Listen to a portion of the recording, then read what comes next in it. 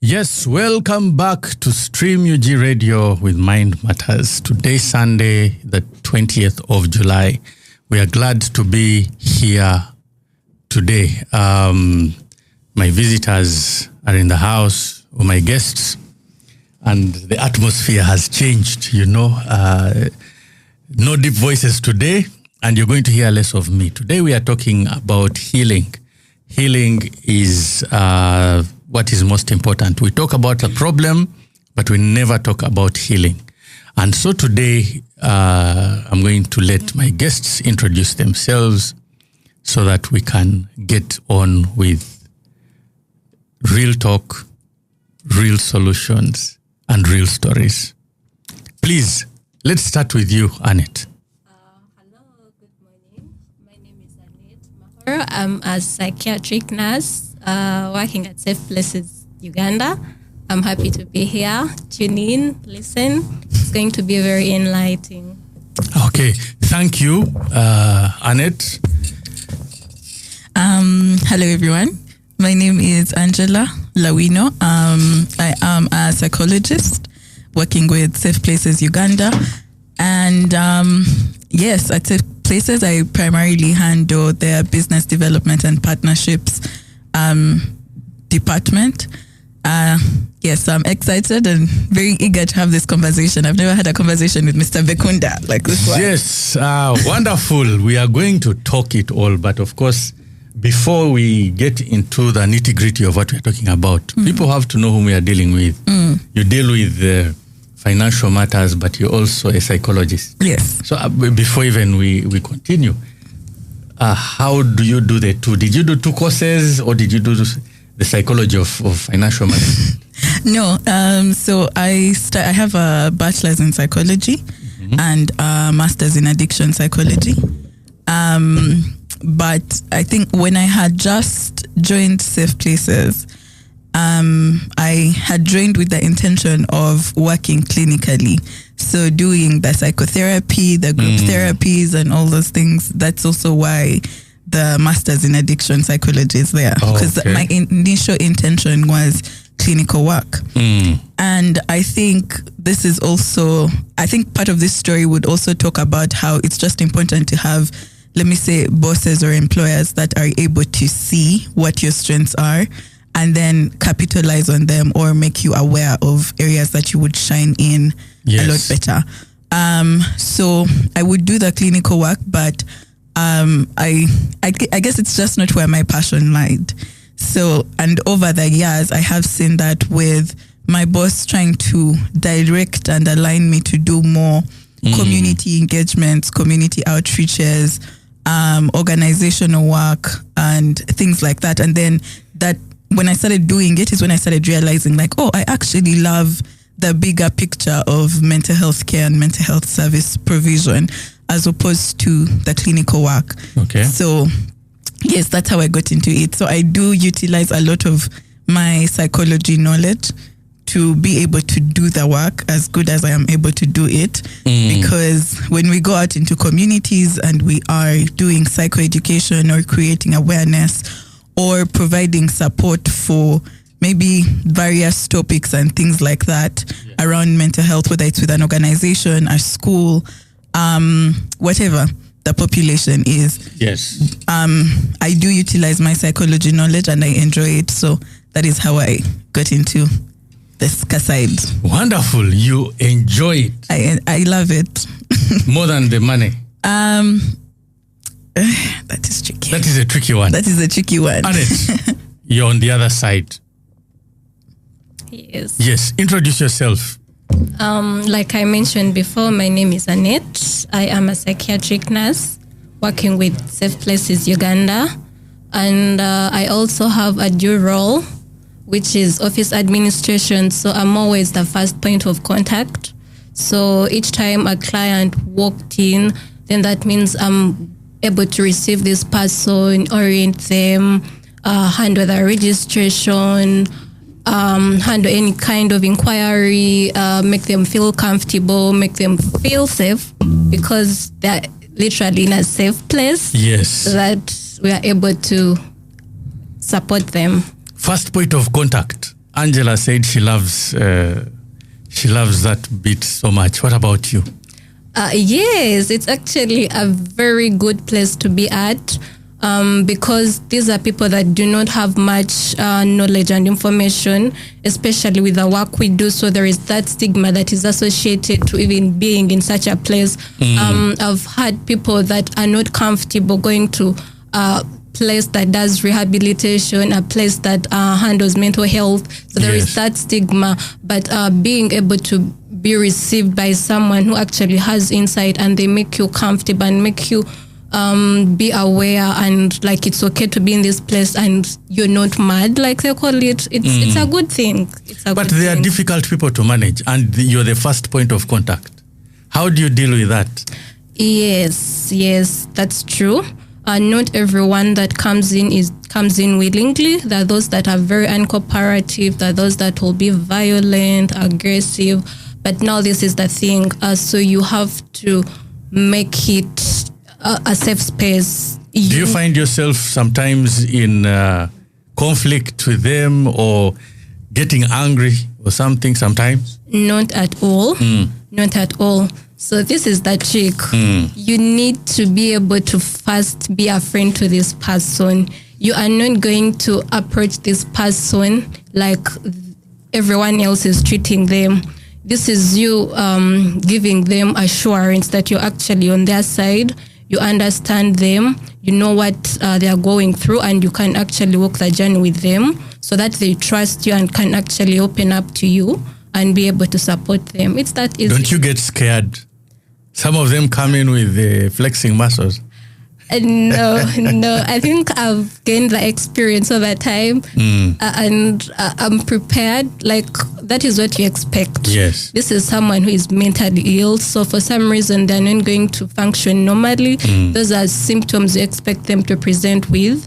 So chances are that in most cases they're not going to come very cooperative or aware of the situation. So you expect them to present in a certain way, and you're ready and professionally trained on how to handle such a situation. Okay, we are going to come back to you, asking you about how you got there.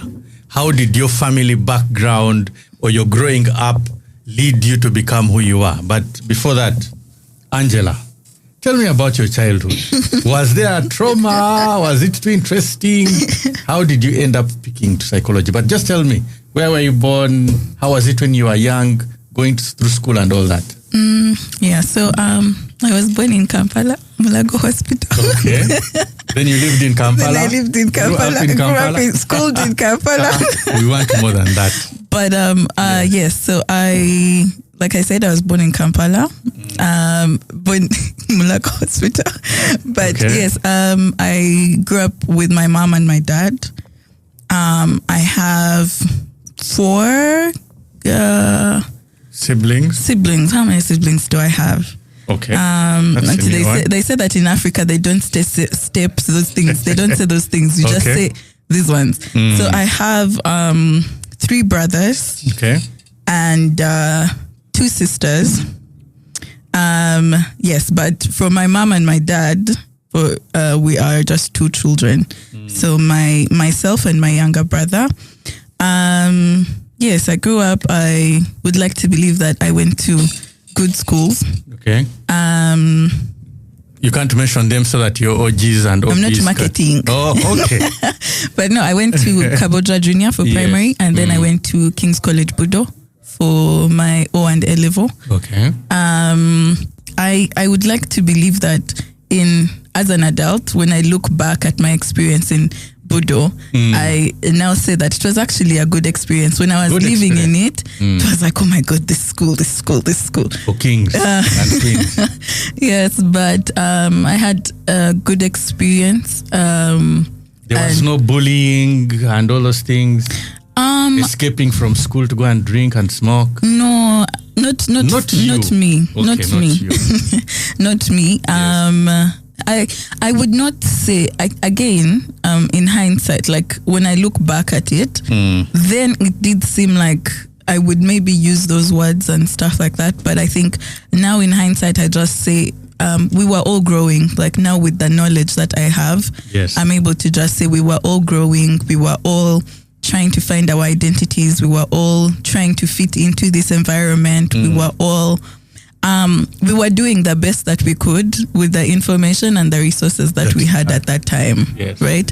So of course there were situations that were not the best, but yeah, eventually you realize you learned a lot, you grew a lot, you formed lifelong friendships. Like some of my close friends now are people I was friends with met friends with in Budo. Secondary school. Yes, in high school. So I'm very grateful. I would not change that experience.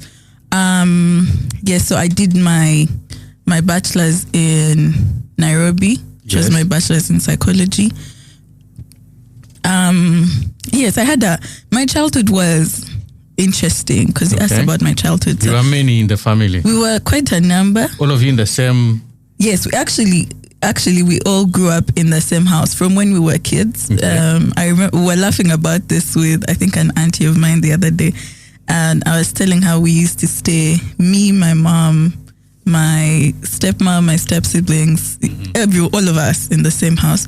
And I do not remember it being a negative experience. Okay. My stepmom unfortunately passed away in 2017, but she was such an instrumental part of my life. Like she was one of the best people in the world for me. I could not have asked for a better bonus mother. No wonder you turned out this way. Yeah, because we hear bad things about stepmothers. Yes, not she was. Everyone of yes, them. not everyone, but for the majority, the stories that we hear different. are not.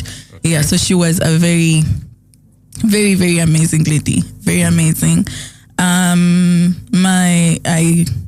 Even my step siblings. We all grew up together. So yeah, my childhood was good. It was good. Yeah. Did it have an impact on why you decided to do psychology? Did it have an impact? I think it had an impact on me deciding to do addiction psychology, but I would not say it primarily had an impact on me deciding to do psychology. Oh. Why? Because from as far back as I can remember, when we talk about careers and all those things, I started off wanting to do social work. So I'd always say, I want to be a social worker. And my mom would say, those things don't have money. Those things are for if you're abroad. Those things are for in Uganda. You have to do accounting, lawyer, those things. But that was what I wanted to be from as far back. When I learned psychology was in my, I think, S2. Okay. An auntie of mine studied psychology, so she was explaining to me what she was doing. And I was like, oh my God, yes, that's actually the one that I want to do, not social work. No wonder you're so enthusiastic about it. Yes, because it's just, I've always wanted to do it. Yes, so then with addiction psychology, it was just coming from a family or a background that has quite a number of people struggling with addiction. So feeling like I want to understand this thing more, but I've also seen how much it has affected my family and for the other people that I interact with and what they say about their experiences with addiction. So it was something that I wanted to help with. Yes. Yeah. Wonderful. I guess that's it. You seem to have had a smooth life, unlike mine, which seemed to be full of fights and... smooth in what sense? Smooth in when you're talking about it, it's like you had everything you needed. There was no trouble in the home. It was crisp. Basically, you enjoyed it. School was flawless. No, that's not it at all. That's not it at all. Yes. I think it's because now, if you asked me as a child, yes, I would have so many complaints. Okay. But like now when I look back at it, I just have that thing of like, I just have that thing of there were definitely things where even now I can think back and I say, okay, so that was not right. Okay. Like maybe an example I can give you is I struggled so much in high school with being dark skinned. Yeah. Oh, you still had that thing also? Yeah, we had that kind of thing in like, it wasn't like, I don't know how to explain it, but I struggled with that. Okay. But like now as an adult, I'm just like look at me. bro, now. what? Like, why was that even something But that who I says struggled that's with? that is dark skin. I think In comparison to who? I think I was darker in like high school. You know, when you get money, have you seen those things of when people get money, they start to become a bit lighter. Yes, that is true. Okay. But yeah. Thank you very much. Annet, you're going to tell us now. It's your turn to tell us about your childhood, what was going on, how did you get to become a psychiatric nurse? Okay. Well, what did my childhood? I think I'll go first. I'm Mfumbira by tribe. I come from way back in the southwestern part of this country. Which one is that? In a small Katuna, district. Kabale, Kisoro. Yeah. Yes. So I went to Kabadle for my primary school. My hometown. Yes, your hometown. At a school called St. Maria Goretti. I was there for the 7 years. Did boarding throughout. From P1 from or P1, from nursery? From P1. Okay. So I don't know that life of having to wake up early. That's a tough one. Yes. Then I joined Adelaide of Africa and Midiango for O level, and then joined Seta High School for A level, and then that is when I enrolled in Butabika School of Psychiatric Nursing for the mental health career. So from secondary school, you jump into Butabika. Yes. Butabika is the most stigmatized word we have in Uganda. How did you, from coming from these schools and studying whatever you are studying, decide to go there? That's interesting. I come from a family where we've been trained to do medicine. Okay. When you look at my background or my siblings, they're all in the medical field. So our dad always told us, like, you can only make it when you are in the medical field. Okay. While our elder siblings, a few of them or our relatives did those arts combinations and maybe things weren't as great. So like they still needed support. Yes. Now, like us, the younger ones were directed in that realm of doing medicine. Yeah, so when I reach A level, I do BCM. I fail. BCM is? Biology, chemistry, math. Mathematics. Yes. Okay. Yes. Actually, let me tell you something. I didn't see myself in the medical field. I've always been passionate about fashion. No. From when I was like 7 years, 8, I knew I was going to work in weather forecast. Oh. Yes. Katala She celebrity. wanted to be a meteorologist. Thank you. I thought a TV presenter. You tried to say that word. Yes. Okay. So this is how that came about. I think I was about in P4. Our school took us to a weather station, and then we saw all those weather instruments, the wind vanes. I was like, oh, this is interesting. Okay. So I developed passion for that. So I loved SST when I joined high school. Geography was my best subject. And I think in O level, that is when I stopped doing it. I got a distinction 1, and that was the distinction that made it for me. Like, even if I had failed those other subjects and got the distinction, that was it for me. So the results for senior 4 come back. I had 17 aggregates. We go to school. So one thing about my dad, he's a very supportive dad.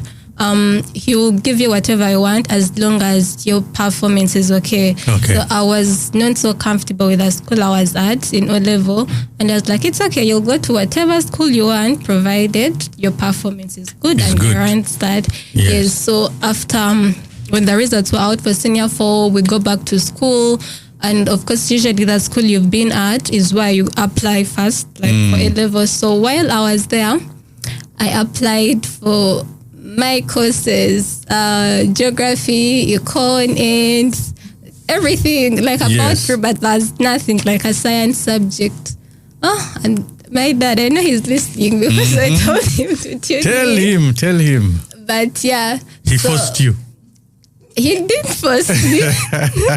No, we are telling real stories here. I wouldn't say he forced me. Yes. But I remember Namiriango to Seta, it's a small distance. Okay. So while I was at Olan filling in, I filled those things myself. So the arts combinations with geography, anything that had geography, I was ready for that.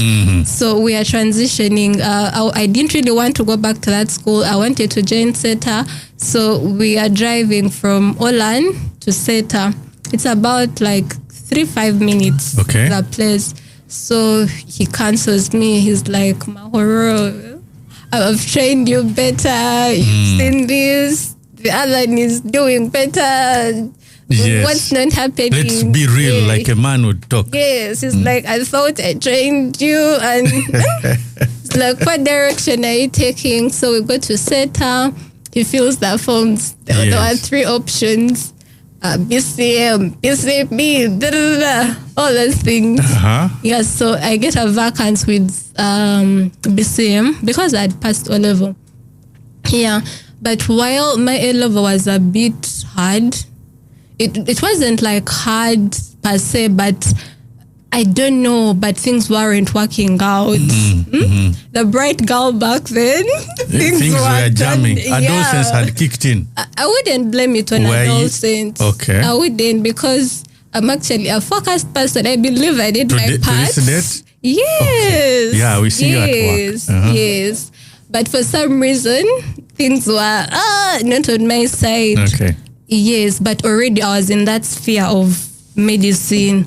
Yes, I didn't know much about mental health because even when the results came, they weren't so great. So we're looking at like pharmacy, diploma, and those other courses. But I think my dad, he talked to someone and they found a way. I had to be somewhere. And just like that, I found myself in mental health. He had Gambanogu in Butabika. Your results, thank you. Very good. But you see, why we are talking about this is because sometimes people don't think that that those of us who work in a mental health field, we are normal people. They think of us something is wrong with us. I'll give you an example of myself. I'm in recovery from substance use disorder. So there is some, reason. But then when you talk about someone and you say this one is a psychiatrist, this one is a psychologist, people fear you. But here we are seeing you're normal people, you laugh, you have fun, you came in eating chicken, you didn't offer me some.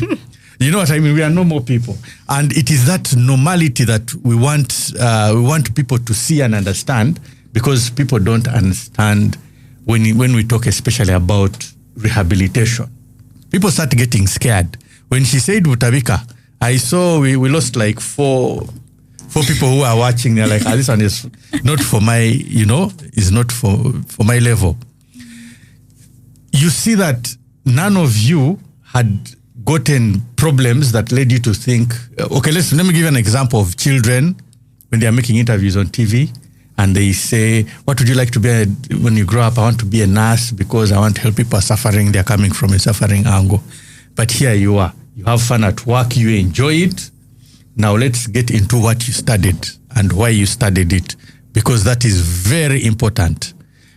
Psychiatric nurse. No, we are going to use a psychologist who is doing. What was your first experience, first and foremost, working in your field?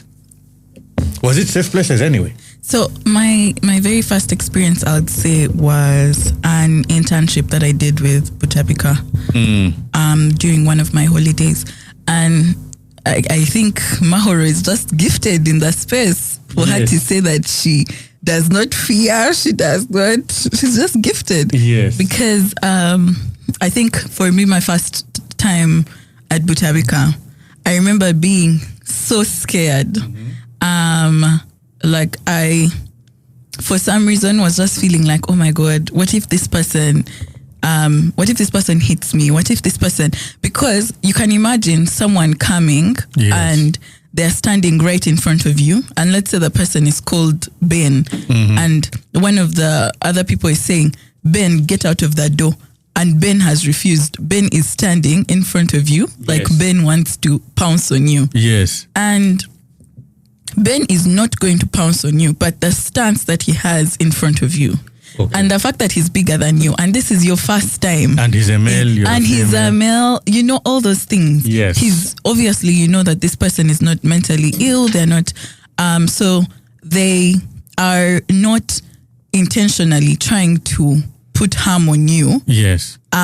So you just don't know what their reaction is going to be. Yes. You don't know what their response is going to be. You do not know what movement you will make that will trigger them. Yes. Right? So for me, my first experience, that time with that internship was not easy, I would say. But it took me some time that now I am confident enough to know, okay, I did a practicum at Butabika at the start of this year. Okay. And I was a lot more confident in my movement. Like I knew. Because of the experience. Yes, because of the experience. Yes. Now I know, you know what, Ben is standing in front of me. All I have to do is either move the other side or ignore Ben. He's actually not going to harm me. Yes. So it took the experience to get to that place and that level of confidence in the work that I do. I don't know if I hope. No, yes, you have, and you see, the thing is that we get this when you have a family that has got somebody who is suffering from a substance use disorder. Mm-hmm. They tell you how they are having so much trouble with this one person, and then you mention that yes, we understand. It's really difficult. He's probably violent. He's probably a nuisance. He doesn't seem to understand. But then when he comes into treatment, he joins another 40 people who are there. Mm-hmm. And then you have to deal with those 40. Mm-hmm.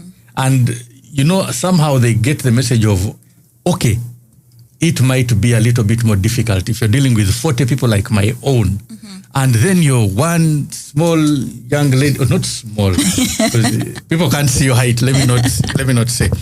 But you're one lady who is very, what do I call it? Genteel, you know, polite, and you're dealing with these people. You explain to me, how do you do it? Is it your knowledge that you learned, or do you have to learn on the job? I think it's bits and pieces of both. Okay. Right? So I think as a person, the way that you are maybe raised to handle people, to treat people, to talk to people, yes. that car, I don't know, that car respect or that car just love that you send out of, you know what, I know that you are in this place, maybe not at your own wanting, yes. or you have made so many mistakes in your life. Maybe you are 35, you're 40, you're 45, and you have maybe nothing to show for it and stuff like that. Yes. There is that understanding psychologically that yes. I would have of the things that you're probably struggling with internally, whether it's your view of self, your self-esteem, your love for yourself, your there's bits and pieces of self-hatred, self-condemnation, feeling like you've betrayed yourself. So because I know out of the knowledge that I have from school, yes. some of the things that people struggling with addiction are likely to feel internally about themselves, then that will sort of determine how I talk to you and how I interact with you. Okay. So there's that. Then there's the learning on the job of you learn how to just see these people. Okay. You or not to fear. Overcome fear. Not, when you remove the aspect of fear, okay, it's like you learn how to talk to them, how to see them yes. as people. So it's like when I see, maybe when I see a drunk person just walking on the road randomly, maybe my initial thought, and now I'm speaking as a layperson, not yes. as a professional. Yes. Maybe your immediate thought is, now look at him, judgment, yes. and all those things. But then when I have interacted with these people, you've gone to the center, you've had people come in for treatment and get discharged, and you've interacted, you've had their stories, you've had their life experiences. Yes. There's a level of empathy that you begin to get for them, yes. that you can only build on the job. And I think this is also one of the reasons as to why I love reading books because there are so many experiences that you're not going to interface with that so many other people have. Yes. And there's a lady who wrote something about how the most unfortunate thing about people reading less in the generations to come is we are going to lose people who lack empathy. We're going to get people who lack empathy. So that I feel like the empathy is the biggest thing that you get on the job. From hearing these stories, from interacting with them. Then it influences how you interact with them. And when you add your psychological knowledge and then you add the empathy that you've built from hearing their stories and understanding that they're not in those positions out of choice. They started drinking by choice. Or using or whatever it is. Yeah, or using by choice. But it didn't, where they are now was not as a result of choice. Yes. And if they could, they would not be in that position. True. So, I think bits and pieces of those. It makes a lot of sense. And now we are going to go to the psychiatric nurse. You know, the word psychiatrist, psychiatric, all those things are very, very, very unpleasant for many people to hear. So you tell us what psychiatric nursing entails. What does it mean in mental health? First of all, psychiatric nursing is a specialty nursing that specializes in giving care to people struggling with mental illness. Yes, so what it entails, it would be starting from assessment of the clients, advocating for their rights. Yes. Giving them medication, psychoeducating them about their conditions, giving them more insight about their situation, because most of the time these people are not even aware that they are sick. Yes. Someone is going to be there talking to themselves. Someone is going to see a tree, and then the person is going to be like, oh my God, there is that man following me. So those are different ways they present. So you have to educate them, psychoeducate them, make sure they take their medication, right? Monitor them after taking medication. Usually the drugs that are dispensed for these mental illnesses, they tend to have very strong side effects. Okay. And if they are not closely monitored, they could even cause impairment. So you as a psychiatric nurse, once you've administered this medication to this person, you have to make sure, at least for the first 30 minutes, follow up with this person, observe them, notice if there is any abnormal behavior, any abnormal symptom on how they are walking, on how they look, their outlook. Yes. And usually if you notice something that is abnormal, there is always still medicine to correct that before it actually gets worse. So basically I would sum it up as advocating for their rights, dispensing the medication, monitoring them, basically giving them care, how is their hygiene, things like that. Okay. Yes. It doesn't involve the jazzing. You know what they say that a psychiatrist does? It involves the medicative part of it, applying the practical. Yes, of course. Yes, the medication bit of it is very important. I would say that is always like the first intervention, but of course before that there is that assessment, the initial assessment that would involve knowing history, the medical history, what is the cause. Yes. So you're the ones who make the assessment, or it is made by somebody else and then you follow up? It can be made by anyone. A psychiatrist makes the assessment. Even a psychologist can make an assessment. Even a nurse can make an assessment. Yes. But there is a treatment plan. Usually the head of a psychiatric team is a psychiatrist. Yes. So you're going to go with a treatment plan that has been drawn by a psychiatrist. Yes, but also it is very important for you to also do due diligence, assess this person, because they always say while there are notes, while there is this information, you also need to know exactly what you are doing. Over time, today the person can present with this and tomorrow it's actually something different. So that is why they always also advise us to document. Yes. Okay. You know, when I was in rehabilitation, now I'm going to tell you, when I was in rehabilitation, I had problems with a psychiatric nurse because it seemed like if you raised your voice a little bit, then they want to inject you with some heavy medication. And it is also one thing that very many families are concerned about when they are bringing people for treatment. What do you have to say about that? Because people think that there is some kind of medication that is put on, given to a person suffering maybe a substance use disorder or depression or anxiety, which is clinical, that will automatically start to heal them like how they heal malaria. Well, I want to think that that is what society has chosen to believe in. Yes, but that is not necessarily it.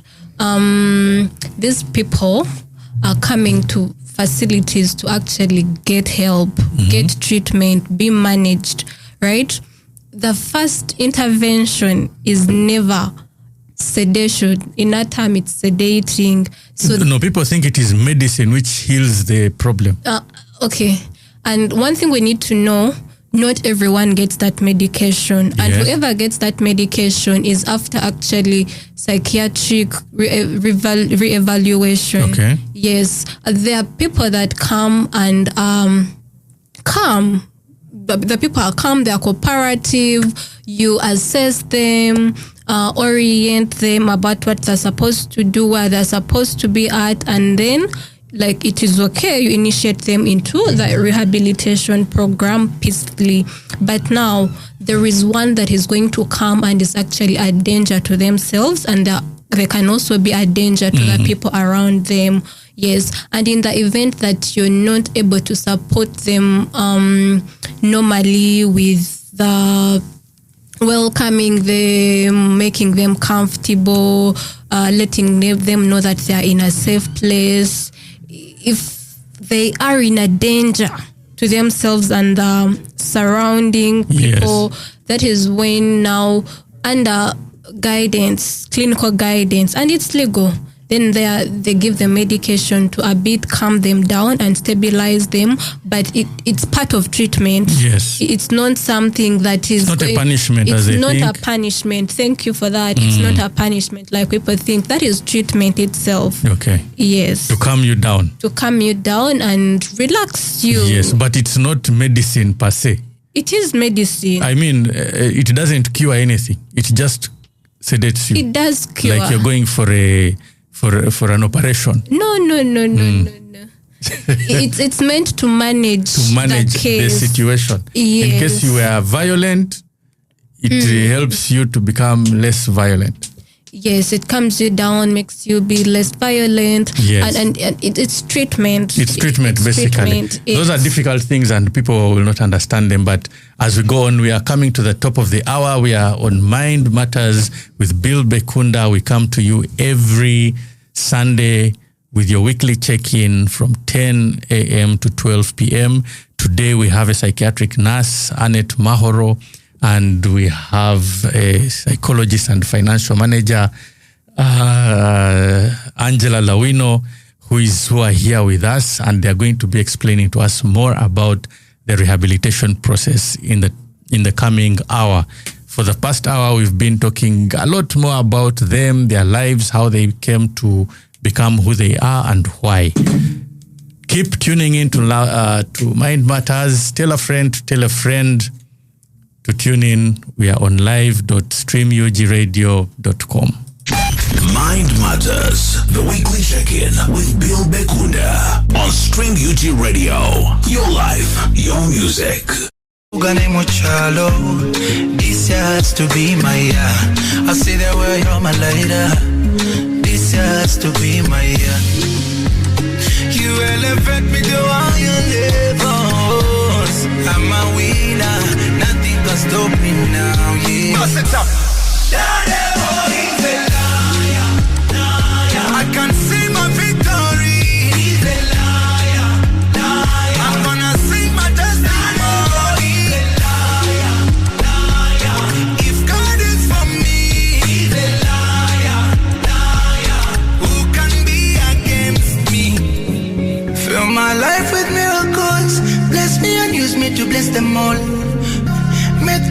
you have done it all. My God, one star, oh yeah, lifting me up. Cause I know that my God is always by my side. Mugama yantade komkono jakanga tabaza. Omulabe byangambo kupangula ndabayimba. I can see my victory. I'm gonna sing my testimony. If God is for me, who can be against me? He's a liar. Oh, you sit anymore, Baba. He's a liar. And I want to. He's a liar. Sit it anyone, Mama.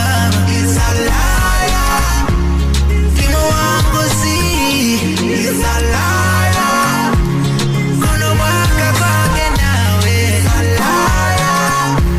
Kono pangu ya. He's a liar. Taja kumira kumukama. He's a liar. Echisate chuka chimala. All right, welcome back to Mind Matters, and we are here with Angela and Annet. AA, you know, that reminds me even of the program I go for recovery. Mental wellness and psychology of support. Angela, you're going to tell us how people want to understand what rehabilitation is. Now, I know there is rehabilitation in general and there is rehabilitation at Safe Places Uganda Treatment Center. It is no lie that Safe Places is one of the best psychiatric hospitals and rehabilitation centers globally, you know, which is very encouraging. And to have 3 people that participate, 2 that are almost all are permanent staff there, and me that is in and out, I confuse everything. We want to know, number one, first and foremost, you take us through the process of rehabilitation, starting from when a client makes the call and says, makes the call and is going to bring their child until the end. Yeah. Yodano deals with finances, so you even know the problems they have with payments, whether they like paying, whether it's too expensive, whether it is cheap. Yes, start from there. Somebody has called, and you have, and then you're explaining to them, and then they accept, and then they come to treatment until they finish treatment. Okay, so when someone calls in, so when they call in, let's see, the channels that we'll probably get for the person. No, the communication channels that would get the person to Safe Places. One is maybe through the email, then through the phone number. So with the phone numbers, they'll probably speak to Mahoro or other colleagues of ours, but I'll say Mahoro's name because she's here with us. Because she handles it herself, yeah. So when they call in, they'll maybe share that they have a client who is struggling with an addiction. Yes. So Safe Places does handle both substance use addictions and behavior addictions. Okay. So the substance use, you'll have things like alcohol, marijuana, nicotine, opioids, so the heroin, the cocaine, the methamphetamines, all those things, everything, the meth. So Safe Places does handle those for the substance abuse.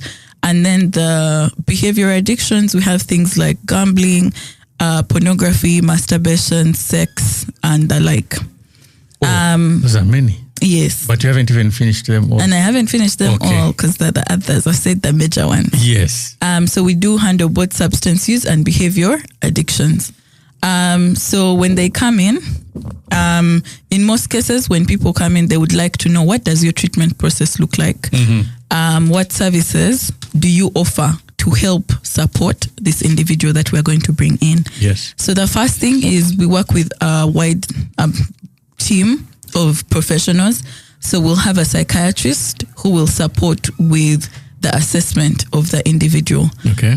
This is to find out, let's say, do they have any co-occurring disorders? These are disorders that exist with the substance use. Yeah, because if someone has been drinking, it's not just about drinking. Yes, so it's not, exactly. The drinking that we see is other leaves. Yes. But then we need to know what's the root. Okay. So with the co-occurring disorders, or with the assessment that the psychiatrist will do, it could be to help us. Does this person maybe have clinical depression alongside the substance abuse?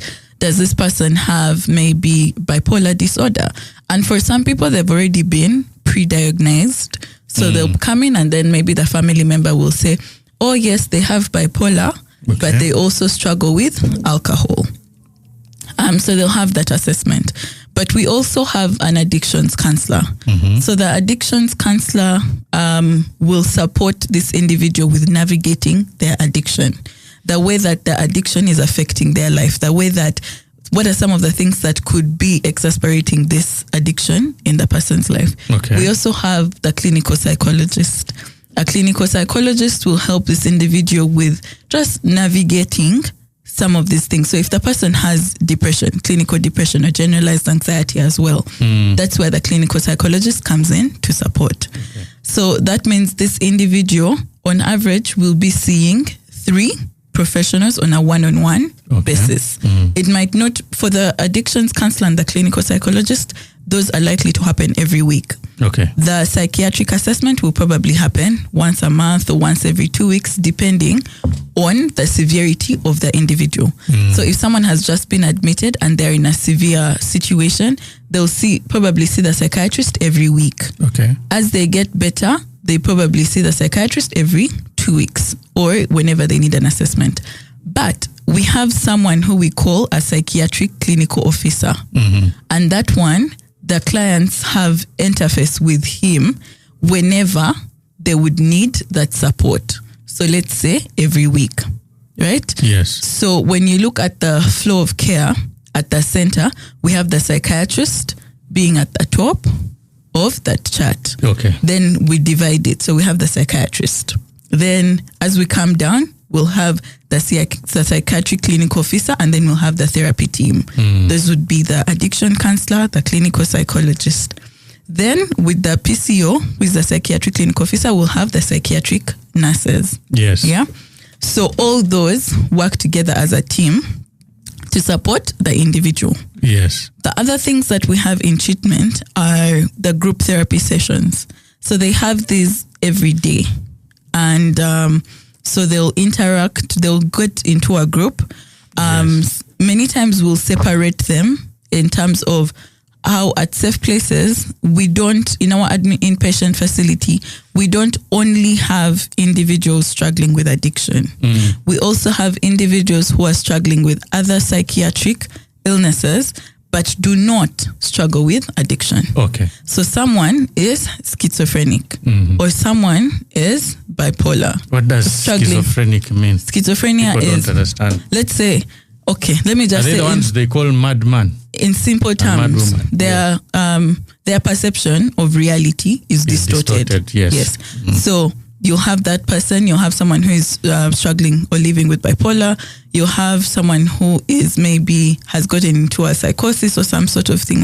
So depending on whatever psychiatric illness they have, that does not involve at all addiction. Because it's very important for people to know that it is not just addiction. Yes. It's not just addiction. Okay. So sometimes they'll be separated. They won't have group sessions together. Okay. Because we'll have group sessions that are focusing on addiction. Yes. So if in group we are going to talk about reconciliation after addiction. For this person it's not relevant to them. So we do a different group for them. Yes. So in the group therapy sessions, we handle different topics. So we'll handle things like, I've just said, forgiveness and recovery. We'll handle things like building an identity. We'll handle things like things as simple as communication. Yes. accountability. Sometimes we'll have sessions that are maybe fun and engaging. So they'll do a painting session. Like when Bill comes to tell his story. Or Bill will come and tell his story to people, Yes.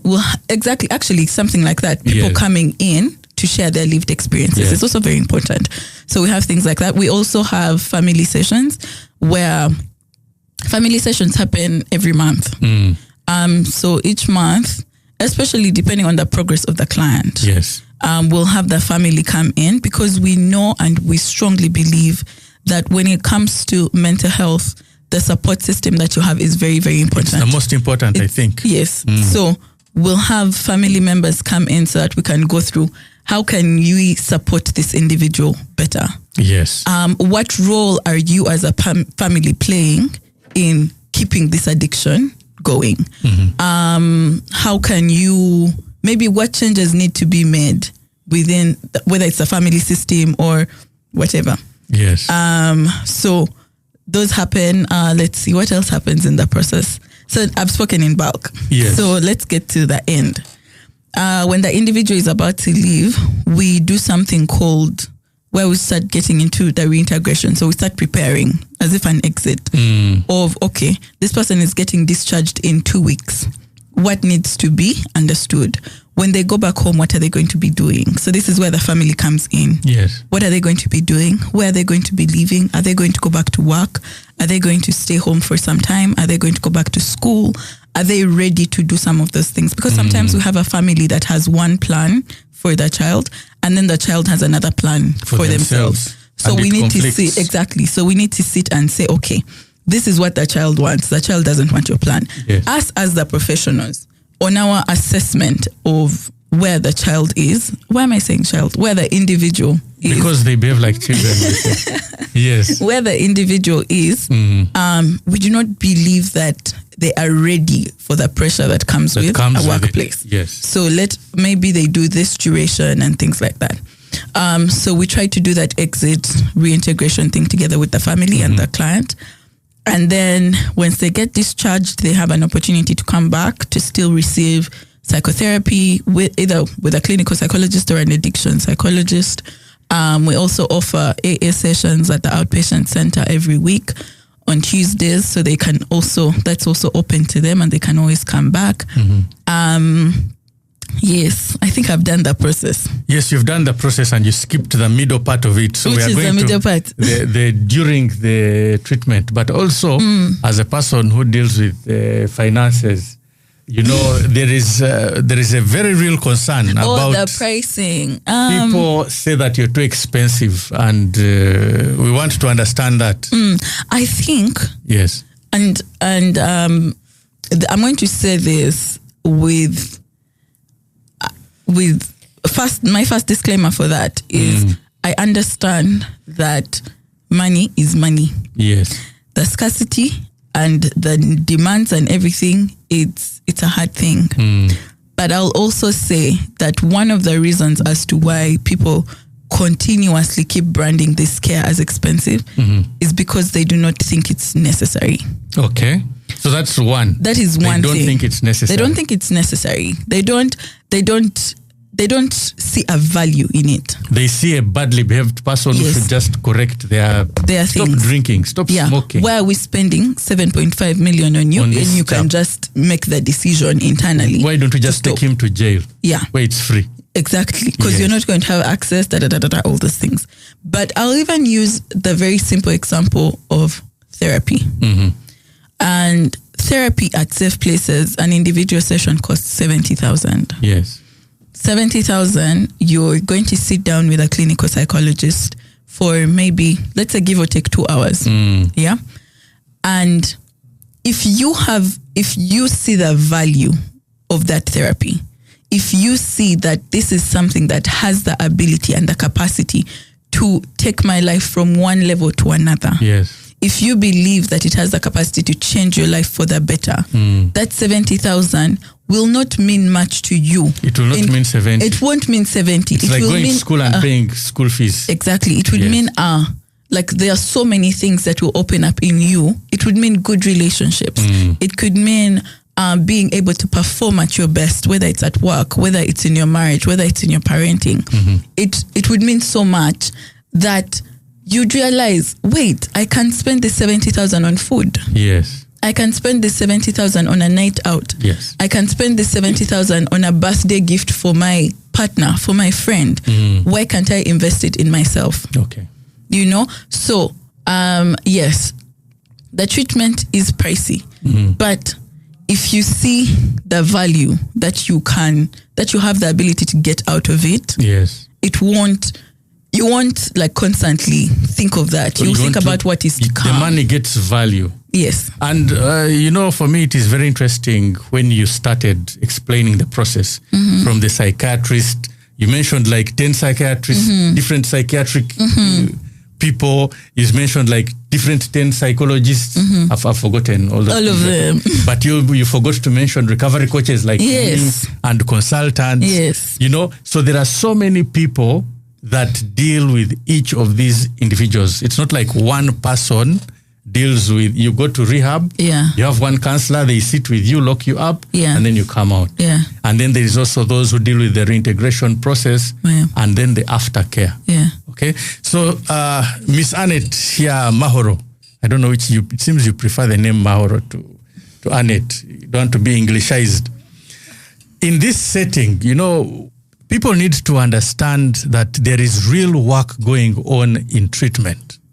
You are the one who practically coordinates everything, if I'm not mistaken. Now, first and foremost, how do you deal with people who come in and they're saying, it's too expensive, we can't afford this? What do you do? How do you help them? I think what you start with is building inside. Yes. So like Angela mentioned, the people complain because they don't know what it takes or what it is. But you breaking it down, actually, when you do the math, you realize it's not expensive. It's not enough. It's not enough. Yes. Exactly. Yes. Because now, like Angela's mentioned and you yourself have mentioned, someone is going to have about 10 people attending to them. Yes. That aside, you're offering the basic needs, the meals, the water, the electricity. You're literally taking on responsibility for this person. Yes. Yes. So you just need to give them more insight, help them understand the situation more, and then let them understand what it takes and how it's allocated, so that they are a bit content. Now, on Friday, actually, there is someone who came with my colleague, Jen. The person came and they needed a consultation. So I told them that is okay, this is the price. And the person was like, 70,000. I just need to know about my daughter and what. I was like, it's okay, go and have the session. We'll discuss that after. Okay. Interestingly, after the session, the lady was like, oh my God.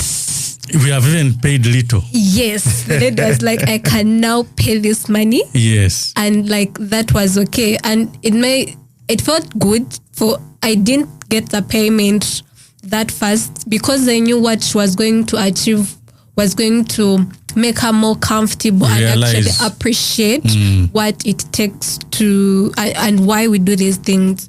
Yes, so you just need to let these people understand what the situation is and what it takes for them to actually be comfortable.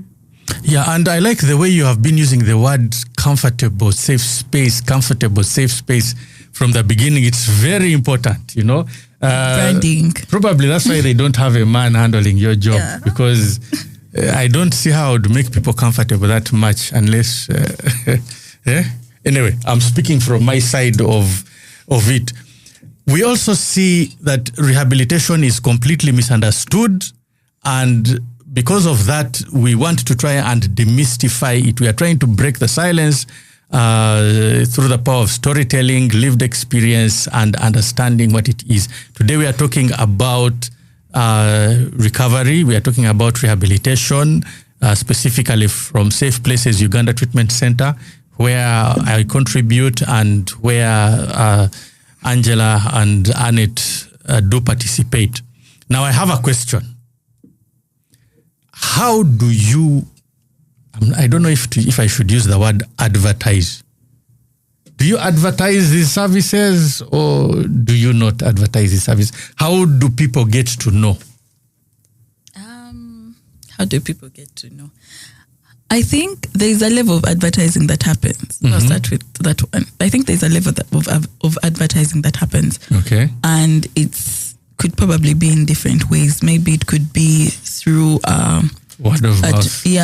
Word of mouth, radio talk show, like you're like invited, now. like now. Okay. You're invited, you're talking about mental health related things, but then you have the opportunity to just drop in, that Safe Places does that. I think that's advertising. Yes. I think the other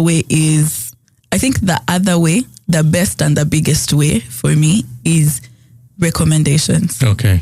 When someone comes, experiences our service, and then goes out and tells another person, yes, that, there's actually this place where I took my son, whether it was I took my son for inpatient, I took my daughter for inpatient, my daughter goes for therapy, my daughter sees her psychiatrist there, my parents go for their couples therapy there, my sister went for grief therapy there. So having people who are a testament, are a witness, a testimony to how good our services are. For me, I think that's the best marketing, the best advertising that we can do. And that's why it becomes very important for people like Mahoro or people like myself. When we go out, when I go out and I'm speaking to people, when people come in and make a phone call or come to the office and ask Mahoro about the services, and then they get to experience that service as well. I think that's why it becomes very important for the type of team that we have built. Yes. So even when you hear me saying all those people that we work with, yes, it's to say we have this big team of people that we've put together to support, and we make sure that they offer the best service that they can offer. Exactly. So that when someone experiences the service that we have to offer, they go out and when they even tell someone, how much did you pay? I paid 70,000, I paid 100,000, I paid 150, depending on the service. The person will be like, oh my God, that's a lot. But then they'll say, no, you get a good service. It will be worth your money. It will be, So we do advertise. We don't have ads running on TV like Airtel. Why? You can't afford, they need to. There is somebody who told me, because there was a time when some adverts for some rehabs, even ours inclusive, were going on some radios, and someone was saying, that means you people are now commercial, you're just looking for money. Because some people, they relate advertising to simply business, to making money. What separates rehabilitation? Because it has also got to break even and people have to feed. What separates rehabilitation from just a commercial enterprise? What separates rehabilitation from just being a commercial enterprise? Yes, because people think it's for making money. I'll say this. I think, let me use this illustration. Okay. If Safe Places broke down the services that it offers, we are actually charging less than what we should be charging. Yes. Can I make a comparison for you? Yes. A lodge will charge 80,000 shillings per hour for people who want to misbehave, and it will charge, a rehabilitation center will charge 80,000 shillings per day for a person who is going to get food, shelter. Is that a good one? Why are you all giggling? It's an interesting one. Okay. It's an interesting one. Sorry for the interruption, it's but okay. I thought to bring it out. Yes. Yes. So, sorry, it threw me off. It threw me off, but yes. But I'll definitely say, like as I was saying, so the quality of the service is what I was basically going to get to, is the quality of the service you're offering. You will find a rehab that is very interested in the money. They will cut costs at the expense of the service. Of the service, yes. Yeah. And it's very dangerous. Very, very dangerous. So you find that clients come in, this center has been set up. They're saying they can take in 20 people and care for them, but they don't have enough psychologists. Yeah. Maybe they have one psychologist. No psychiatrist. No psychiatrist. Actually, the psychiatrist is Nurse. a nurse, you know, An ordinary nurse. Yes, Well, you yeah. know, they have not set up the proper quality of care to run an inpatient mental health center. And so and I believe that is where the bad rep for rehabilitation is coming from, where people are going into centers and they're just being sedated the whole time that they're there. Yes. And this person is getting upset, the client, justifiably, because they're saying, my family is paying 3 million, right? My family is paying 3 million, I've never seen a psychologist, I can't speak to anyone. And when they get that frustration, the nurse is like, sedate. Yes. And so they're constantly just being sedated. They're not being supported. They've done the whole program. They've never seen anyone, never talked to anyone, no one has listened to them apart from the initial assessment on admission. So when you look at that, it's, what are you doing? Besides collecting money from people, what are you doing? True. So I think what separates is the quality of service. The quality of when service. you speak to someone and they can confidently say, I saw an addictions counselor every week. At the very most, 2 weeks would not pass without me seeing an addictions counselor. I saw a clinical psychologist. I saw a psychiatrist. When I needed medication, it was given to me. When I had maybe a headache or a stomach upset or what, that medication was given to me. We had group sessions. We had occupational therapy. Then these people are going, I don't want to say going out of their way, but they are doing what they have advertised or what they have said that they will do, which is take you through the addiction care process. And I like there's something that our boss keeps repeating at Safe Places. She always says, handling individuals struggling with addiction is tricky. But for us, as the service providers, as the professionals, if you can sit with yourself and confidently say that you did the best that you could have done to support that person, then we release it. Yes, because we have done our part. Exactly. And I think that's where you separate the commercial part and the service part. At the end of the day, we are a private business. Yes. But people don't go asking maybe IMC or iCare or whatever, any other private hospital, how they separate, because they know. Even Mulago, the most expensive hospital. Even Mulago has its private side. The most expensive free hospital in the world. So all those things come into play. Yes. We are a private business, so at the end of the day, we do have to break even, but are we doing what we have said we're going to do? Are we offering a good service? Are we supporting individuals? Yes. Yeah. And there are those people that say that that psychiatric hospitals, like we do have, it's both a psychiatric hospital and rehabilitation, that they are prisons. What do you have to say about that? What's the difference? That is a stereotype. Psychiatric facilities are non-prisons. These hospitals, they are places for comfort, like any other hospital. When someone is taken there, you hope to achieve treatment. Yes, you hope to help this person get better. So you talk about safe places. Do they lock up people, put them in handcuffs, lock them in rooms, naked, pour on them water? We've had stories. How is it? What is it like? At Safe Places Uganda, that is not there. We don't lock up people. We don't seclude them.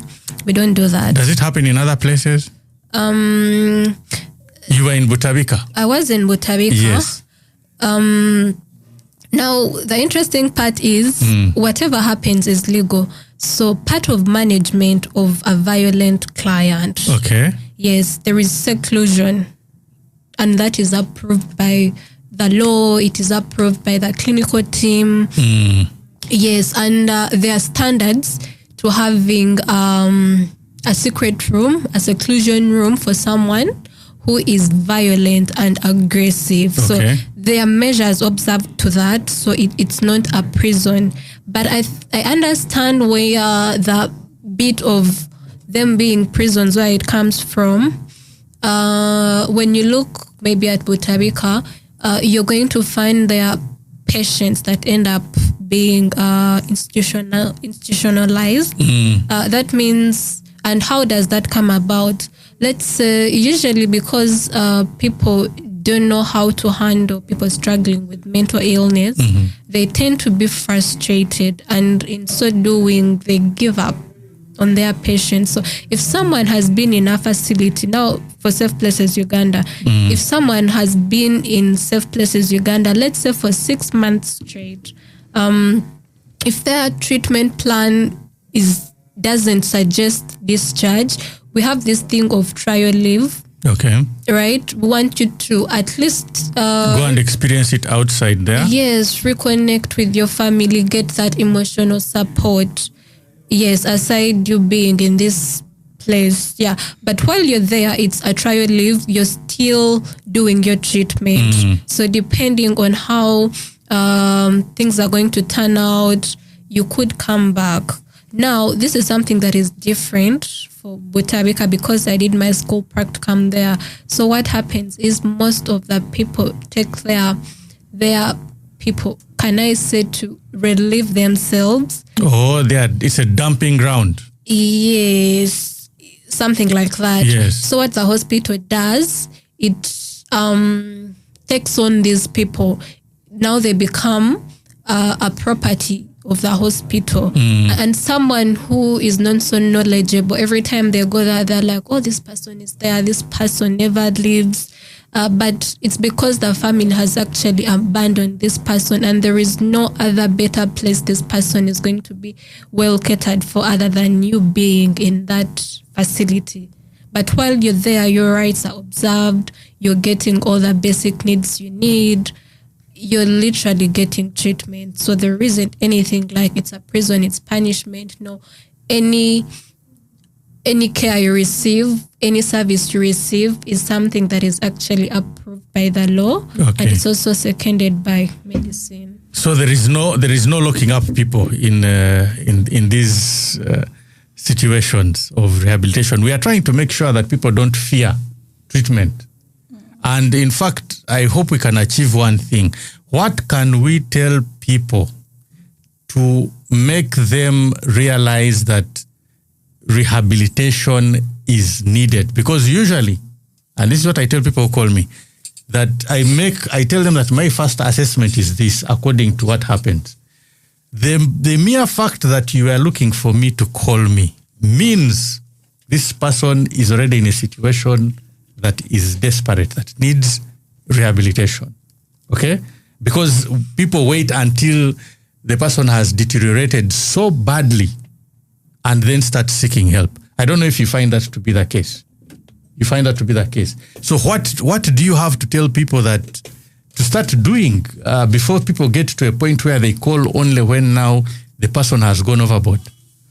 That's a very interesting question, because I think it applies even for people who are not struggling with addiction. I think it applies for to normal everyone. people, we say. Yeah, to everyone. Because for a number of us, even for things like therapy, someone will wait until they're in the trenches to seek out support. They'll wait until they're in the trenches to seek out support. They will think that they have a handle of things, whether it's like they genuinely have a handle of things, or they are in denial, or they do not want to acknowledge what's happening, or they do not want to acknowledge that they have undergone maybe a painful experience. They don't want to acknowledge that maybe they're struggling to cope with something, with a loss, with a rejection, with whatever it is. So I think to go back to your question of what can we do to help people know that they can seek support before it gets bad. Yes. How do they know that they need to get help? Oh, how do they know that they need to get help? I think one, it's you need to, and this is, I don't know if this is starting from the sky and not the ground, but I think we as individuals need to invest in knowing ourselves. So even before there is a problem, you just go, it's like servicing a car. Yes. But before you even get to like the therapy part of, okay, you don't want to get going to therapy. Just investing in knowing yourself. Okay. Investing in understanding yourself. Yeah. Investing in understanding in your emotions. And when I say invest, I don't mean money. I mean time. You know, like just taking time to understand who you are as a person. How do you have do that? anger issues? You sit and you introspect. But a person with anger issues doesn't know they have anger issues. Yeah, but people can tell you. And that is Then you part of... think they're against you. Now you see, that's why it becomes a problem. Uh-huh. Yeah, that's where, and it goes back to knowing yourself. Yeah, before you get to the point of, before it goes to the point of therapy, let's say you don't have access to a therapist. Okay. How else can you get to know who you are as a person? One of the ways is your personal introspection. Yes. The other ways is communicating, listening to what people around you are saying. If 10 people are saying you have anger issues, Okay. and you're the only one saying you don't have them, what is the likely answer? That you have the anger issues. Yes. Because 10 people you interact with on a daily basis cannot all be against wrong. you. They can't all be wrong. So, okay, we've removed, there's no therapist. It's just you and your community. Yes. So they're saying, Check yourself. Ben, you don't, in this season of your life, you're seeming very, you snap quickly. Yes. And that is not like you. Yeah. So now that's the next step of you invested in knowing yourself. You've understood who you are as a person.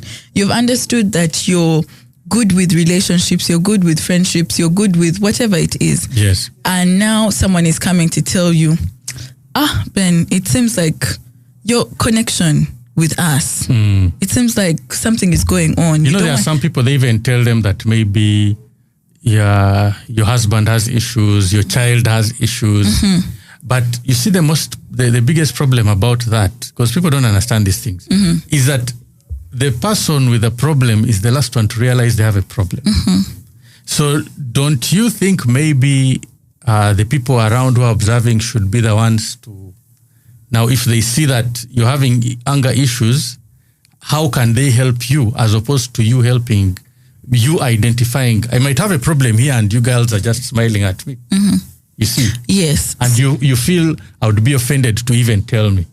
Yes. So I think where I'm going to tap on that is on the part of destigmatization. Yes. On the part of understanding that when someone comes and tells you, Ben, you're not, your drinking is getting out of hand. Out of hand, yes. Yeah.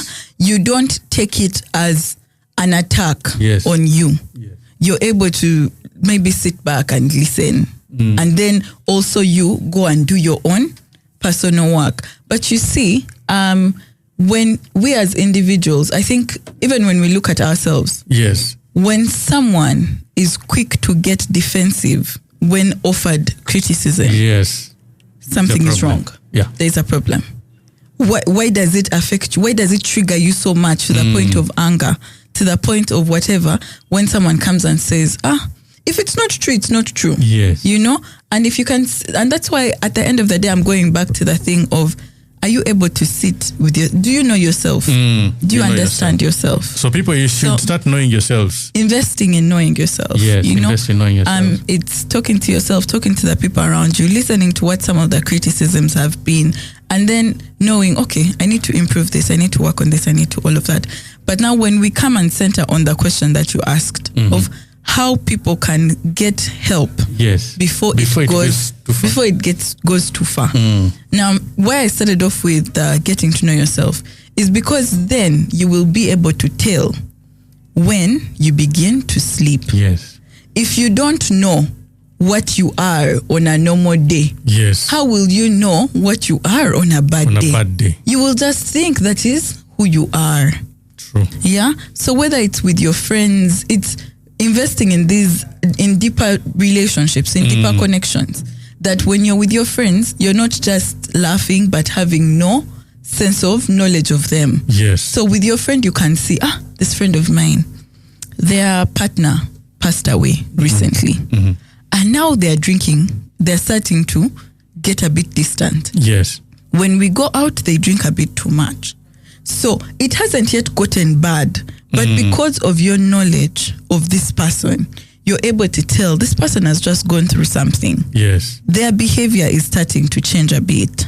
They might need help, but it has started off with your knowing. If you don't know that they lost their partner, Yes. and you're just seeing them having a good time, for you, you're going to think this person is having a good time. You're not going to think that there's anything about it. And by the time you realize, they'll be too far gone. But then now, us as individuals, and this is where the destigmatization comes in. Yes. We also need to be able to have spaces where we can go and say, I'm struggling. You know? True. I'm struggling.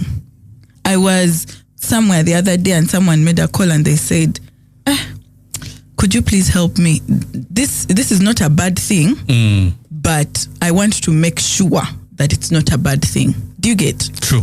Yeah? Very Of, let me say if it's like smoking weed, the person is like, I'm just starting to have a bit of question marks about how much I'm smoking these days. Or can it be, why am I even smoking? Yeah, it's like, I wasn't like, I know nothing is wrong, but I just want to make sure because I have this concern. People don't like making sure. They People don't like making sure. People like to be overconfident. And yet if you're driving a car and you're fixing your spare tire, the way you'll even step on you jump on it and make sure that it's not moving at all. But with ourselves, we don't do that. And we are hearing that 75% of the country has a mental health crisis. Mahoro, how true is that? You tell me, what is happening? For you, I want you to say from what you see. That is very true. Yes. That is very true. And that can be evidenced if you went to actually mental health facilities. And I think you're also noticing lately the government is trying most of the hospitals around, maybe from the regional hospitals, you'll find there is a psychiatric unit. Yes, that means they've noticed the need. That means there are people out there struggling. You'll not wait to take everyone to Butabika. So when you look at Mulago is a medical hospital, but they have a psychiatric unit. When you look at Nakasero, it has. Kayunga, it has. So I love the fact that they are integrating mental health into the different sectors. And that is because there is need. And mental illness goes beyond schizophrenia. Schizophrenia is that mental illness everyone knows. Madman. The person is eating dirty food, is wearing torn clothes. But it goes beyond that.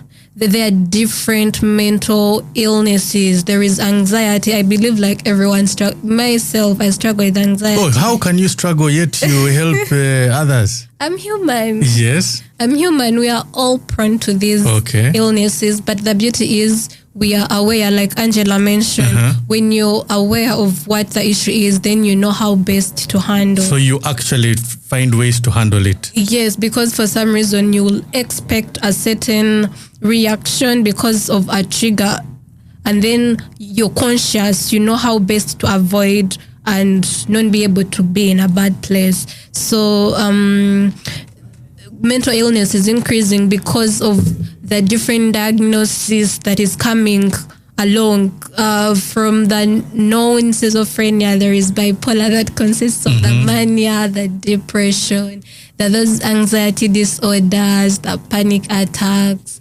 Then there is also the substance use.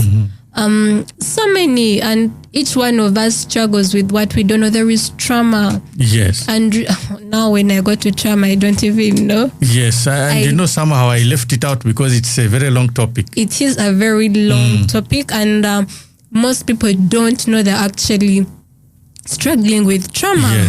Yes, and if you were to make an assessment, you realize our behavior, our actions is a trauma response to maybe our upbringing, the environment we've been exposed to.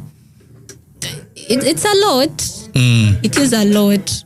It is a lot, but the good thing is facilities are being put in place. Like now we are holding a dialogue, creating more awareness about mental health. There are many rehabs, not only safe places. Yes. Back then it was... Although we are the best, Yes. Yes, you say it unashamedly. Heavy on that. Heavy on we are the best. Yes. But I'm also grateful that there are more out there. There are more out there. That means the services are available. And also one thing that I've noticed, people back then, there wasn't so much knowledge. There wasn't so much information about mental health. Yes. But right now, like you, Mr. Bekunda, I don't think the schools you went to, there was a counselor. Did you have a school counselor? I don't remember. I don't know if Thank it's you. short-term memory, but we had a nurse. We had nurses. Yes, the nurses Yes. are there because, of course, medical conditions will always be there. But I believe now me that has been in school for how long? The last 5 years? Yes. We had a school nurse, school counselor rather. I think that's a good thing. That means people are knowing that these conditions are there. I didn't understand what mental health was, but now that I'm in this place, I wish I knew then. Maybe I would have made use of her. Yes. Yes. So there is need. Also in workplaces are advocating for employee wellness programs. That is where Safe Places chips in. Angela will go and maybe lead a topic on contentment. How do you handle conflict at workplace? Yes. Things like that. Okay. Yes. So we are coming, time flies so fast, and we are almost coming to an end of this program. Mind Matters, the weekly check-in with Bill Bekunda on Stream UG Radio. Your life, your music. Angela, tell us, you have been in you're a psychologist, you have been in the treatment world for how many years now? 5, 10, 15? I might say number older than your age. Yeah, about 5, 6, For about 5 to 6 years. And what are the challenges that you find that you are facing within this mental health field? The challenges, my personal challenges. Personal challenges and generally the challenges of the mental health world. The challenges. I think one of the biggest ones is that we're just constantly in a place of, I don't want to call it teaching. How can teaching be a challenge? But okay, you tell us.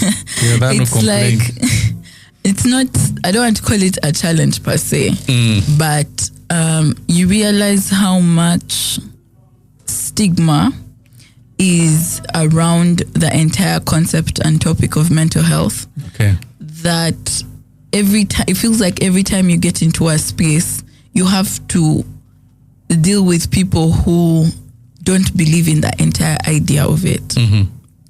And so it's, you are doing addiction treatment, you're having a family session, and a parent says, yeah, but even me, I used to drink. And one day I woke up and I said, let me stop. And I stopped. I have a family and I stopped. And so they're looking at their child and they're saying, why can't you stop? You don't have the will. So it's like in every space you get into, you have to do that over and over and over again. And sometimes it feels like, how can now on our side who are seeing the issue, we're like, my God, why aren't people seeing this issue the way that we are? Or we were somewhere the other day with a colleague and they want to prepare a training for a group of people at their company, and they were like, and then I just said, you know what, let's not title it as mental health. And she was like, oh my God, I was actually thinking that, because the moment we say it's a mental health thing, they are not going to come. So now you find, as opposed to just directly saying, we're going to be talking about mental health, you have to like find a way to wrap it around, whether it's saying wellness activity. You have to disguise it. You have to disguise it. And yet I'm thinking, we don't disguise financial wellness. Yeah. When we're saying, guys, come, we're going to talk about your financial wellness, we don't disguise that. Yes. When we're going to talk about physical health, physical fitness, we don't disguise that. But then just because of people's reception towards mental health, and then it sort of feels like people are like, can we move on? Can we move from this mental health thing? I think that's one challenge. It's like the constant feeling like people are not seeing the scope of how big this issue is, and yet it actually is. The second, I think on a country level, is just realizing that so many people do not have access to care. Okay. So many people. Of whether you're going into a school and then you're just there, you've just been invited and you're going to speak for an hour. And after the hour, you'll just have so many children. I think it was 2023 where I did so many school outreaches. Yes. And so after, you'd go and you're done, you're sitting, and you just have so many kids who want to talk to you. Yes. So many kids who want to unload. So many kids, and their issues were not small. Whether it's abuse at home, this at this, like they're not small issues, and yet they are there. You get into, I think we did a community sometime in the Makere Chikoni area, and it was part of a community health initiative. So you have people coming, and these are people who are staying in the slums in the Makere area. Those people, those are people who do not have that 70,000. Yes. These initiatives do not happen every day. They don't happen every week. Yes. But you're there for a day, and you speak to someone for maybe an hour and a half, because there are so many other people you have to talk to. And then you're realizing, my God, people have so many issues. Yeah. And yet there's not enough support. There's not enough support. And I don't know if this is something we're going to talk about because of time, but for people who have interacted with me, when it comes to the area that I'm most passionate about in this mental health thing, it is community engagement. Very because important. I realized that the professionals were very few. Yes. The population is too big. We're not going to be able to handle it. So what do the community systems and the community setups look like to support individuals' mental health within their smaller communities? And we do not have that. So now for me, who is very interested in that, who is very interested in the public health aspect of mental health, yes, I am just like that.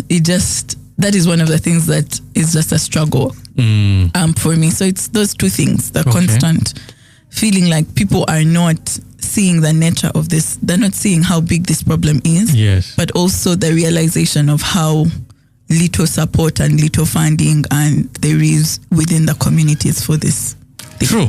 Very true. Annet, there are challenges also in the treatment space. Yeah? What are those challenges? I think the first one would be the myths and misconceptions associated to mental health. While those myths are there, something like the common myth is mental illness is caused by witchcraft. That means it can only be corrected by witchcraft.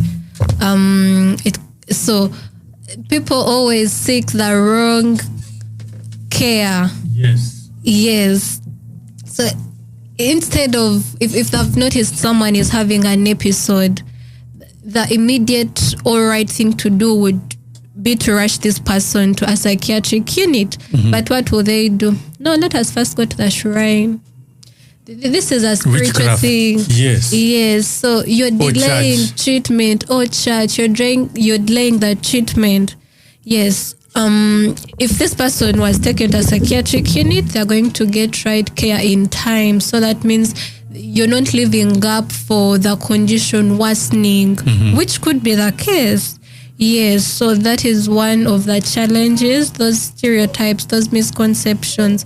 Then we've had where people think it's incurable. That is not true. Oh, yes. That's it is very, treatable. Very big problem, yeah. Yes, it is treatable. It is treatable, and it's treated with modern medicine. By modern medicine, I mean you can swallow tablets, pharmaceuticals, just like how you take malaria tablets or the injections. This is what we are using. We are using modern medicine to treat you. Just like how people understand that, first of all, mental illness is an illness, just like malaria. Just like malaria, right? So you can as well get treatment. So if you get the treatment, you're going to be okay.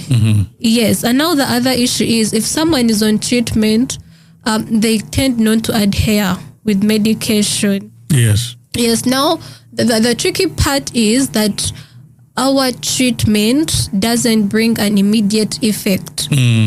Yes. It takes a lot of time. It takes a lot of time. Some of the treatments are even deform a person. True. And people get discouraged along the way and say, I took him there like this, but now the person is worse. Yes, that is true. So what we need to do is we need to preach more about the advantages, psychoeducate this person about why they need to take the medication. Yes.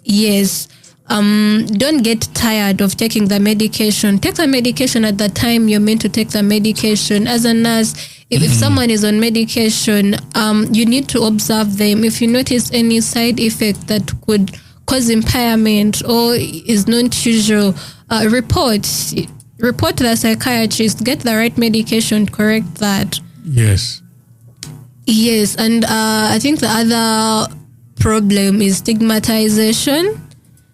Yes, the stigmatization that leads to isolating of people that are struggling with mental illness. Yes, if you are in community of people that don't have much knowledge about mental illness, they usually refer to those people as side mad. This is a curse. This person was cursed. Do not associate with this one. You're going. Some actually think it's contagious. That's very interesting. I haven't met that one yet. As in, they think that if you associate with someone who is mentally ill, you're also going to be. Yes, and especially as the professionals that work in mental health. Yes. I don't get shocked when I meet someone and then you're like, oh, I'm a psychiatric nurse. I deal with people struggling with mental illness. And they're like, scared. Is your mental health okay? You're not yet mad? Yes. Yes, okay, things like that. So that stigmatization causes people to isolate these people that are struggling instead of actually taking them to facilities where they're supposed to get care. Yes. Yes, and I guess ignorance should be number one. It's number one. Yeah. Oh yes, it is, because ignorance would say that lack of knowledge, people are hurt, they are dying. I don't know those biblical verses. So, unfortunately, Mind Matters is coming to an end. We have about 3 minutes to the top of the hour. There are more programs coming up on Stream UG Radio. Stay tuned for more. There is music, there is information, there is Kachai this evening. But before we end, I want, in 30 seconds, I would like you, Miss Annet Mahoro, psychiatric nurse at Safe Places Uganda, to give us your closing remarks. My closing remarks would be mental illness is treatable. I want people to stop this thing. It's a white people problem. It's not. Even Wachiga get it. Yes. Even Baganda get it. We can all be depressed. Yes. But while we are going through that, allow yourself to talk to a mental health practitioner so that they walk the journey with you. And it always gets better. You are the contact person, our number one contact person at Safe Places Uganda. Can you give them the contact so that we can get more phone calls coming in? Yes, you can always reach out to us on our office line, 0770-700-944. You can as well reach us on our social media platforms, TikTok, Instagram, Twitter, X, Facebook, Safe Places Uganda. That is our username. And our email is info@safeplacesuganda.com. Safe Places Uganda, not info at Safe Places. safeplacesuganda.com. Yes, thank you, Annet. And Miss Angela, final remarks. Final remarks. What are my final remarks? I don't know. Tell us that, you know what, either you get it or you don't get it. You get it or you don't get it. And if you don't get it, You don't get forget it. about it. Forget about it. Yes. But my final remarks are: find yourself a group of, I don't want to call it a group of people, but like find yourself a place to belong, a place to be. Yes. You know, and a lot of, in those spaces that you find and build for yourself, there'll be a lot of love, a lot of support, a lot of accountability, a lot of, you find yourself getting responsibilities, you find yourself finding meaning for your life, finding satisfaction, and all those things. Don't do life in isolation. Yes. We were not meant to do life in isolation.